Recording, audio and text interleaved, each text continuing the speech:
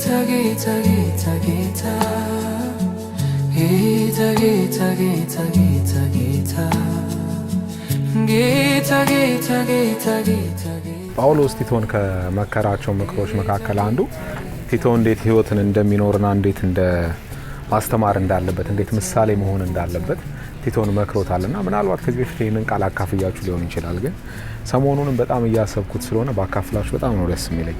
በቲቶ መጽሐፍ ላይ በምዕራፍ 2 ቁጥር 7 እስከ 8 ላይ የሚቃወም ሰው ስለኛ የሚናገረው መጥፎ ነገር ሲያጣ እንዲያፍር በነገር ሁሉ መልካምን በማድረግ ምሳሌ የሚሆን ራስን አሳይ፣ በትምህርትህ ደህንነትን፣ ጭምትነትን፣ ጤናማና የማይነቀፍ ንግግርን ግለጥ ብሎ ይላልና በጣም ብዙ ሰዎች ክርስትናን ነግረናቸው ያምናሉ፣ ይሰማሉ፣ ወንጌልን ይሰማሉ።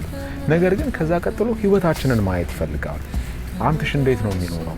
ለከሌ እንዴት ነው የሚኖረው? ይሄንን ህይወት ካልገለጠው የተናገረውን ነገር ካላደረገው ውሸታም ነው ብለው ነው የሚያምኑትና በተለይ ደግሞ የምናስተምር ሰዎች ከሆነን በተለይ ደግሞ ለሌሎች ሰዎች እግዚአብሔርን ቃል የምናካፍል ሰዎች ከሆነን በጣም በጥንቃቄ እንድንኖር እግዚአብሔር ቃል ይነግረናልና ቲቶን እየመከረው ያለው ጳውሎስ ስለዛ ነው።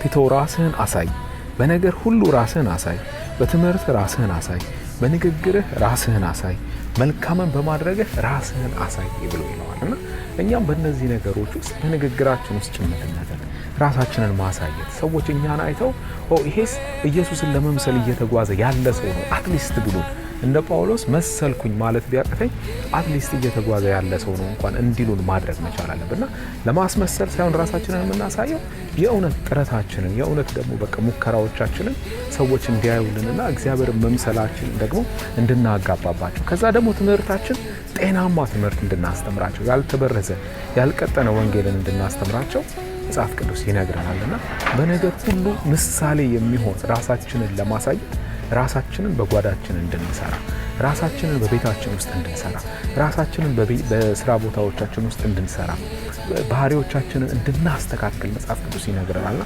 ስጋችንን እየጎሰምን የተመረጠ ማንነታችንን አውጥተን ለሰዎች ምሳሌ መሆን እንድንችል እግዚአብሔር ያብቃን። በጣም ነው የምወዳችሁ። እናንተም ራሳችሁን ምሳሌ አድርጋችሁ አሳዩ። መልካም ጊዜ